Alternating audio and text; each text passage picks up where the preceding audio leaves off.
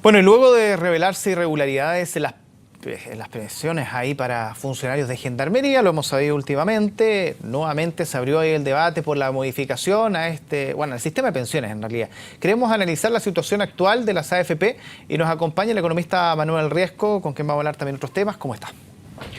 Muy buenas noches, muchas gracias por la invitación. A ver, se abrió de nuevo este flanco de empezar a analizar el sistema AFP. De hecho, hay parlamentarios que entregaron o van a entregar una propuesta nuevamente respecto por ejemplo, que se reforme este sistema, donde sea el empleador, el trabajador, el Estado el que ponga dinero para un nuevo sistema de pensiones. Pero al margen de eso, de la discusión, ¿cómo ve usted, cuál es la radiografía que ve usted en estos momentos del sistema de pensiones?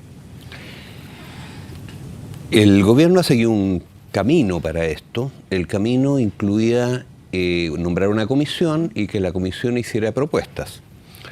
La comisión hizo sus propuestas a la presidenta y un diagnóstico. El diagnóstico es lapidario para las AFP porque dice que las pensiones van a ser cada vez más bajas, las autofinanciadas. Bueno, y la mitad de los consejeros se pronunció por restablecer el sistema de reparto. Algunos consejeros por restablecerlo a la chilena, de a poquito, y una consejera se pronunció por restablecerlo a la polaca, es decir, de un viaje. Y esta consejera era la única que sabía de lo que estaba hablando, porque venía de terminar con las AFP o un civil de la misma en Polonia. Y Polonia es un país bastante más grande, y con un gobierno de centro-derecha. Entonces, a nuestro entender, lo que debería hacer el gobierno es analizar estas propuestas y ciertamente la propuesta C, que es la que propone terminar con las AFP, es la que brinda más beneficios a los afiliados y al fisco. ¿Y por qué se le habría quitado esta suma urgencia en su minuto de discutir este tema, siendo que hay una comisión que entregó este balance, por decirlo de alguna manera? Siendo que si bien hay titulares que se han reflotado durante este último tiempo, a principios de los 90, cuando se hablaba de que el sistema de pensiones iba a entregar prácticamente un 100% del sueldo después de 40 años, estamos a cuánto, a casi 3 años y algo, y eso ni siquiera llega a la mitad en algunos casos. Cuando se sabe que hay un fracaso grande respecto a las expectativas que se prometieron, ¿por qué existiría tanta reticencia de querer cambiar este sistema? Bueno, ¿De acuerdo ustedes? Mire, yo creo que lo más simple para ver por qué hay tanto interés en mantener el sistema de parte de un sector, lo mejor es ver qué pasó con las cotizaciones del mes de mayo, recién pasados, y con el pago de pensiones en el mes de mayo, recién pasado.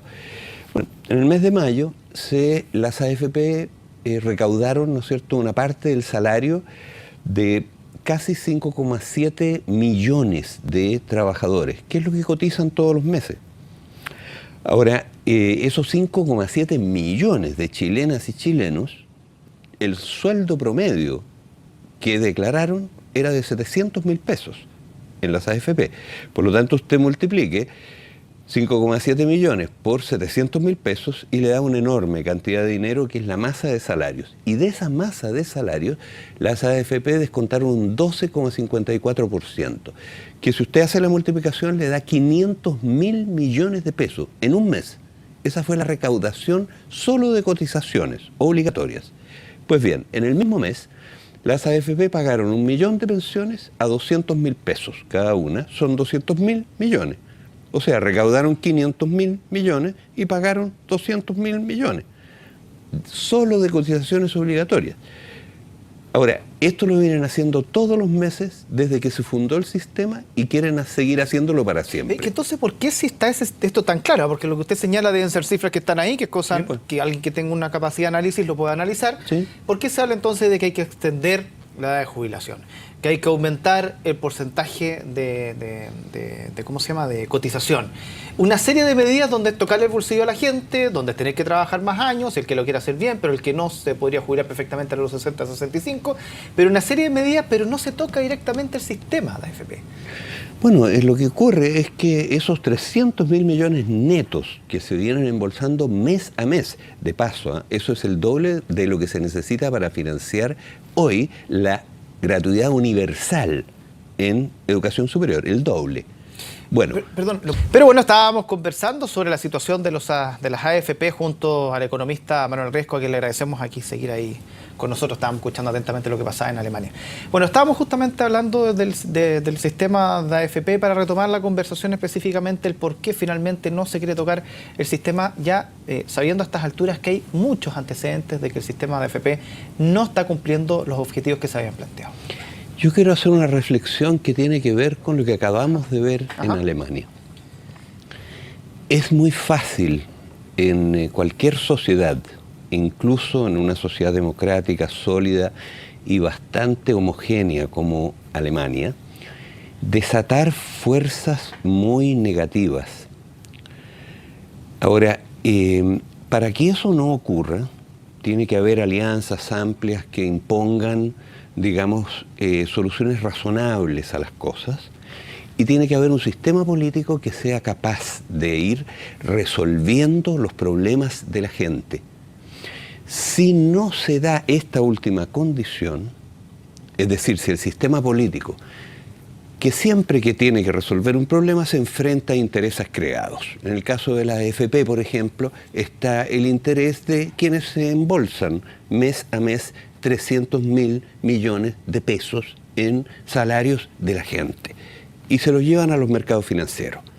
Esa es la verdad de las cosas. Y aparte de eso, el fisco les entrega cada mes a las AFP 150.000 millones de pesos adicionales de su presupuesto en forma de bonos de reconocimiento y de aportes previsionales solidarios.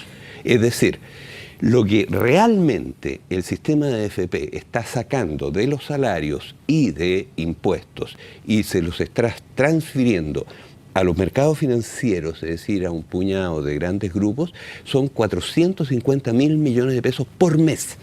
Ahora, eso es un abuso gigantesco. Esos sectores, por supuesto, impiden que esto se haga. La propuesta de la profesora Euresiak dice que si se terminan las AFP se pueden duplicar las pensiones hoy día y que esto es sostenible hasta el fin del siglo, y lo calcula, como una buena profesora polaca que es.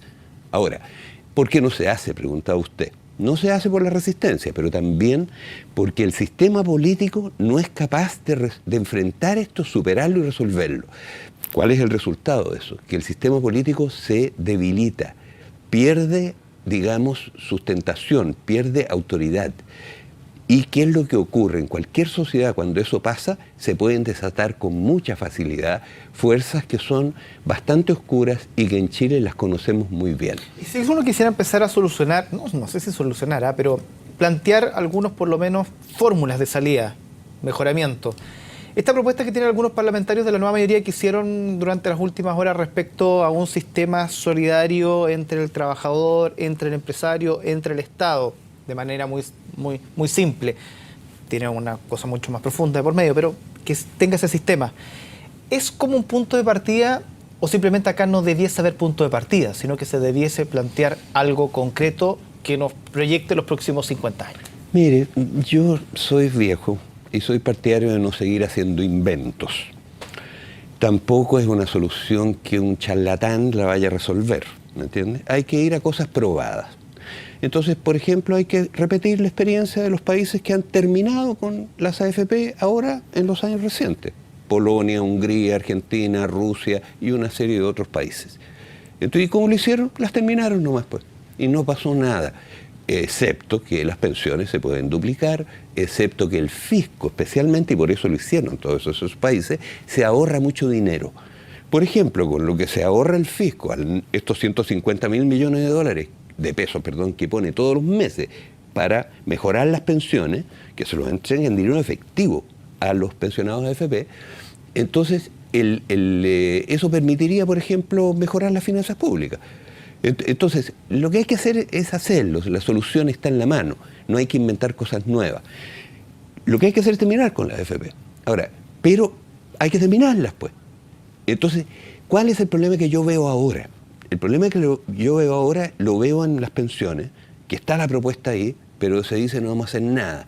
Y después está la propuesta, por ejemplo, de educación, que es lo que estamos en el medio de ese problema. ¿Y cuál es la ley que ha presentado el gobierno? Una ley que deja las cosas como están. Y además, Fíjese usted que el ministro de Hacienda ha ido al Parlamento, ahora, la semana pasada, a decir que la gratuidad aquí iba a llegar para el siglo XXIII, es decir, nunca, porque no tenía dinero.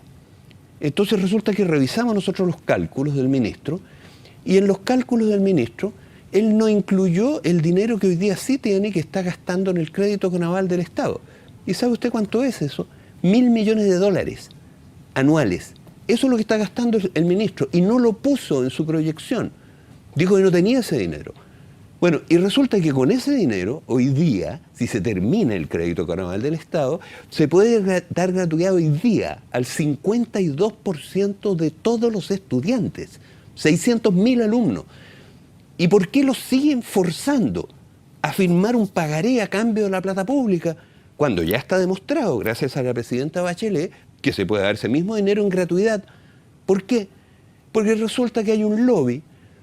Y esto es absolutamente impresentable en condiciones como la actual, porque deteriora la confianza en el sistema político chileno. Hay un lobby en que el ministro, que es de un partido político determinado, dice: no tengo la plata, la esconde.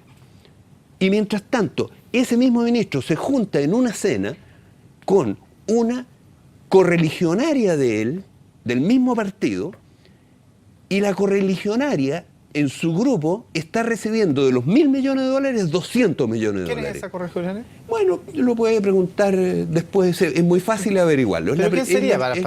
¿Quién sería? Es una de las principales, el Grupo Lauret. El Grupo Lauret es presidido, la rectora del Grupo Lauret es una correligionaria del ministro de Hacienda, y correligionaria de la ministra de Educación, y correligionaria del que está mandando en todas estas cosas en educación, que es el ministro secretario general de la presidencia. Correligionarios todos. Y resulta que el ministro oculta que tiene 1.000 millones de dólares y sabe perfectamente que quien está recibiendo esos 1.000 millones de dólares, sin rendirle cuenta a nadie, es su correligionaria, pues, y amiga. Y resulta que hay otro correligionario del principal senador que habla y vocifera todo el tiempo en contra de la gratuidad y todas esas cosas, son correligionarios también del mismo partido. Y resulta que ese rector correligionario de ese senador recibe de los 1.000 millones de dólares que oculta el ministro, recibe 60 millones de dólares. Entonces, por favor, y mientras tanto eso, para que estos, instituciones sigan recibiendo ese dinero público sin rendirle cuenta a nadie, porque se dice que es una compraventa con los estudiantes, obligan con dinero público a los muchachos a endeudarse. ¿El gobierno le miente a la gente ¿Cómo entonces? es posible eso? ¿El gobierno le miente a la gente entonces con sus propuestas? Evidentemente, pues el ministro de Hacienda le ha mentido a la gente porque le dice que no tiene plata. Y resulta que la plata que tiene, la tiene y se la está dando a sus correligionarios, pues. Entonces esto es un escándalo, ¿me entiendes? No puede ser. Es decir, el país tiene que levantarse, los parlamentarios tienen que llamar al ministro y decirle: ¿cómo es eso? A ver, ¿qué pasa con la plata del crédito con aval del Estado? ¿Cuánto gastó este año? Le va a tener que contestar: 1.000 millones de dólares. ¿Los gastó? Sí, los gasté, pues. Entonces los tienes, claro que los tengo. ¿Y por qué no lo puso entonces en la proyección? Bueno, vamos a ver si en las próximas horas o días responden. Muchas gracias.